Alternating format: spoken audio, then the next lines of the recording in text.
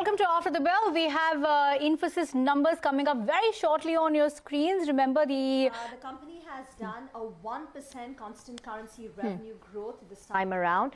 So that is in line with what the street was anticipating. On a year-on-year basis, constant currency revenue growth has come in at 9.5%. So these are the two numbers. The large deal signings have come in at $1.8 billion, which means it marks a slowdown compared to $2.8 billion that they had in the prior quarter. On the top line, the company has done 23,092 crore.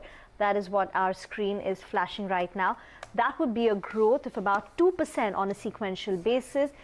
And the guidance has gone up. The current guidance is at 9 to 10%, and that has gone up to 10 to 10.5%, which means at the lower end, guidance has been upped by 100 basis points. At the upper end, guidance has been upped by 50 basis points. Once again, I want to reiterate that the companies, actually what investors are expecting Infosys to deliver this time is a figure close to 11%. So it's not unlikely that it's going to change what the actual growth estimates are. The company has increased the guidance from 9 to 10%. It's now become 10 to 10.5%. But the street expects Infosys to deliver an actual constant currency growth of 11%. So they still expect the management to be conservative. But it's just good to know that the conservative management has a lot more confidence. The company has retained its margin guidance at 21 to 23%. And that was in line with what the street was anticipating. 3,242 crore, $1 million is what the company has reported. That's a growth of 1% in dollar terms. And I think the EBIT has come in at 5,064, right? 5,000, I didn't see that. I think 5,200. Can we just get the EBIT figure once? Just get that. I think it's 5,000 21.9%. So margins are a bit of a miss. At 21.9%, the margins are slightly lower than what we were anticipating. That said, that the company continues to maintain that it will hold on to its full year guidance.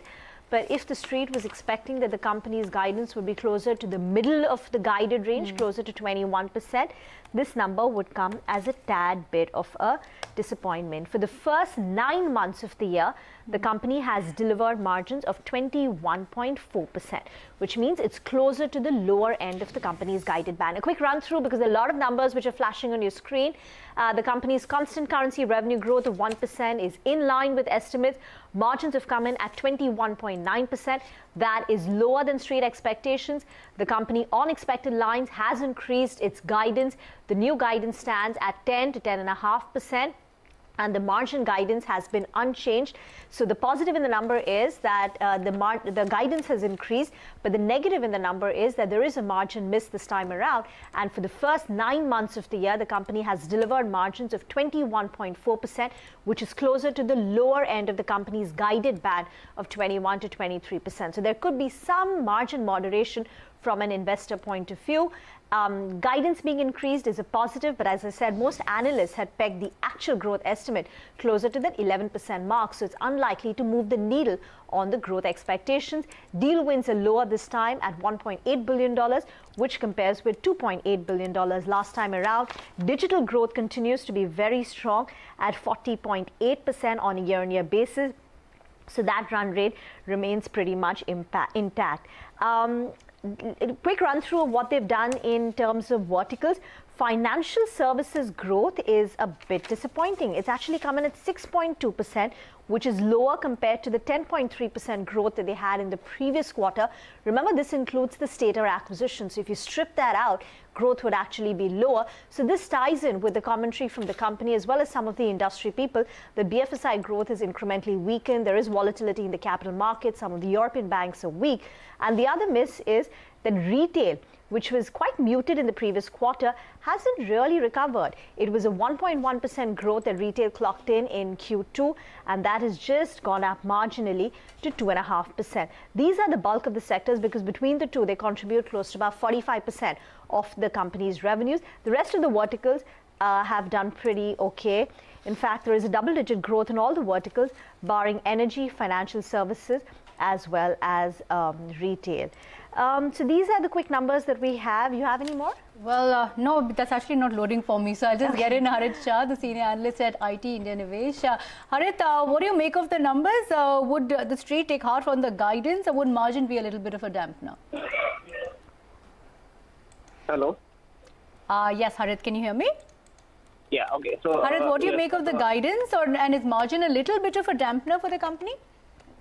So I mean, I think we're pretty happy with the upgraded guidance. We are probably expecting maybe 50 bips, up and down, but they've done about 100 bips at the lower end, and 50 bips at the high end. So yes, I think that's a good sign.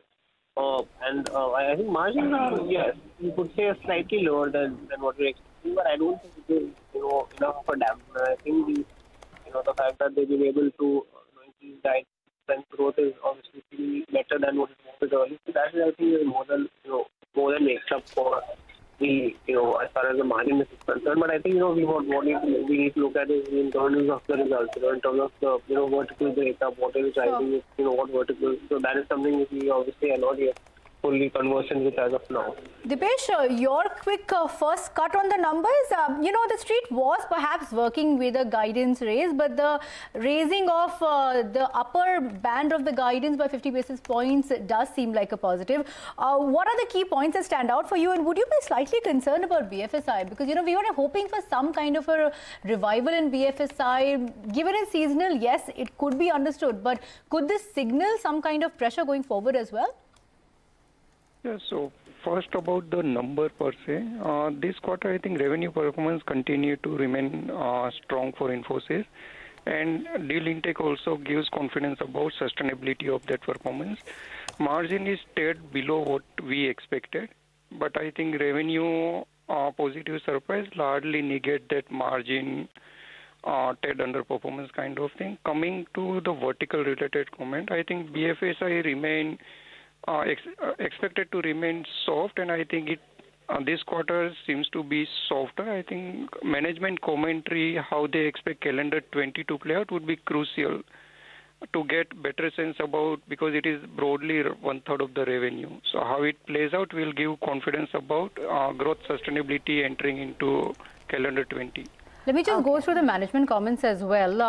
Praveen Rao, the COO, says that they saw broad-based growth and steady increase in client metrics, healthy large deal wins. Large deal wins continue to be robust with a growth of 56% so far, and they had a further reduction in attrition, demonstrating the results of our continued efforts towards strengthening employee engagement. So attrition has come down to 19.6%, I think from about 21% earlier.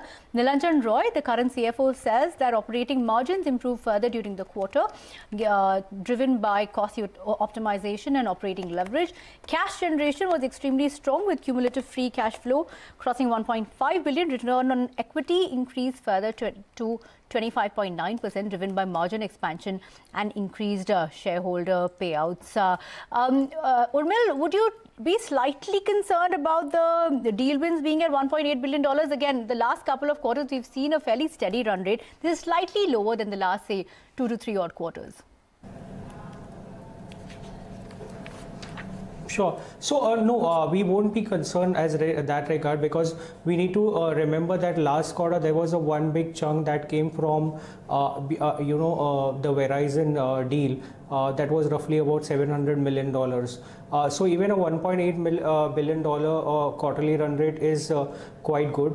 We just, hopefully, about 30 to 40% of that is net new revenue, because Q2 had a significant chunk of renewals.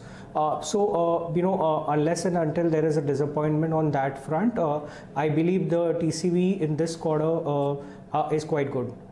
Okay. Urmil, what would be your growth estimates for Infosys on a full year basis? Would you be at 10.5%? Would you be even higher than that? So as I said that we were expecting that the top end of the guidance to also be increased. So our forecast is factoring 11.1% YY growth in CC terms. And I believe that we would want to remain optimistic and expect them to beat the top end of their revised guidance going into Q4. Exactly. So even if the upper end of the guidance has been increased by 50 basis points, you were anyway expecting growth to be at 11.1%. So it's not that your growth expectations go up on the back of this guidance raise. In fact, let's pose the same question to our other guests, Harit Shah and Dipesh Mehta. Harit, your own FY20 constant currency revenue growth estimates? Yeah, so I think one thing we need to get one thing clear is that demand, I think, has clearly not been an issue for the company. So right from the first quarter itself, we had penciled in double-digit kind of a revenue growth. Despite the fact that Infosys had guided for a higher single-digit growth. So I think this upgrade in guidance was something which was to some extent expected because of the fact that they have been very conservative in guiding for earlier. So so there won't be dramatic changes in our estimates at the moment. Maybe slightly, but I won't say anything. What is your own growth estimate? About 10.5, somewhere around 10.5 in that range. 10.5. Okay, we have Moshe Khatri of Wedbush Securities with us. Moshe, your initial reading of the numbers, what stands out? I like the fact that they've raised their annual constant currency revenue growth guidance. That's probably a big deal. This is typically, as you know, a seasonally weak quarter for the entire sector. So, it was an okay quarter, not spectacular, but again, I don't think anyone really expected it to be spectacular. But I think it is kind of a big deal that we've raised our guidance for the year in terms of revenue growth, and we're looking now at double-digit growth, which is something we haven't seen for some time. Would you be concerned about financial services coming in at 6.2% for the year, retail at 2.5%? Could these be possible dampeners for the next couple of quarters? Financial services and retail are structurally problematic verticals, whether we like it or not. So I don't know if that's a big deal, and I don't know if it's a big surprise here.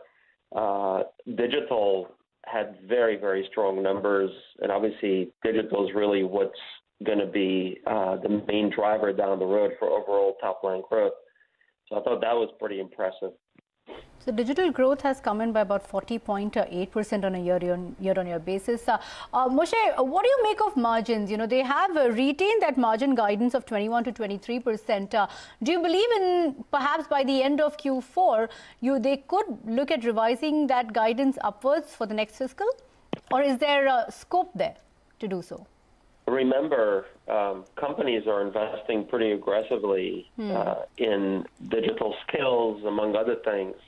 So I don't know if margins are going to go higher. I think I'll be pretty happy if the margin range is going to get retained, continue to get reiterated. That's a big. I think that's a positive.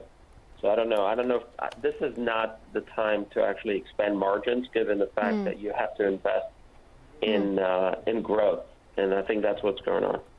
Moshe, another quick question from you as far as the whistleblower complaints is concerned. The audit committee and the board has approved a clean sheet that has been given by both the external investigators as well as the audit committee. Your comments on what this means for the stock going forward, do you believe that the concerns, of course there is the SEC investigation still left, but do you believe that the stock is going to now, that overhang of the whistleblower complaints, do you think that will be elevated on the stock now? When this came out, I believe I spoke to your outlet, and I kind of told. I mean, my view back then was that this is not the first time we hear about similar allegations, and ultimately in the past that turned out to be as a neutral or no news really. So I think this is a positive. That's number one. Number two, some investors were concerned that this is going to impact the company's ability to be competitive in the market and win deals. So I think this is a positive. But I don't know if people really took this at face value, this news about potential issues on the accounting side. So this is a positive, but again, I didn't really think that this was an issue at Infosys, given the history. Okay, let's get closing comments in then. Moshe Khatri, quick comments from you. What are the key points that you would want to see from Infosys and your view on the stock come Monday morning? I want to hear about pipeline. I want to hear about pricing. The other thing that I think is also very relevant is where are we in terms of some aggressive behavior, at least by one of the other top tier players in the industry, such as Cognizant, that's really trying to gain traction in the market. So I'm kind of interested. I'm interested to hear more about the competitive landscape and to see if that's going to be an issue for not only for Infosys but some of the other vendors in the space. Urmil, same point to you. Your view on the stock on Monday morning and any concerns in the numbers? What would be the clarity you would need from the press conference? Sure. So as I said, details as regards new deals in the TCV. Also, a medium-term outlook on BFSI and retail CPG, and last but not the least on the margin as well. More importantly, from FY21 point of view. Okay, Harit, same point to you. How would you expect the stock to perform on Monday morning?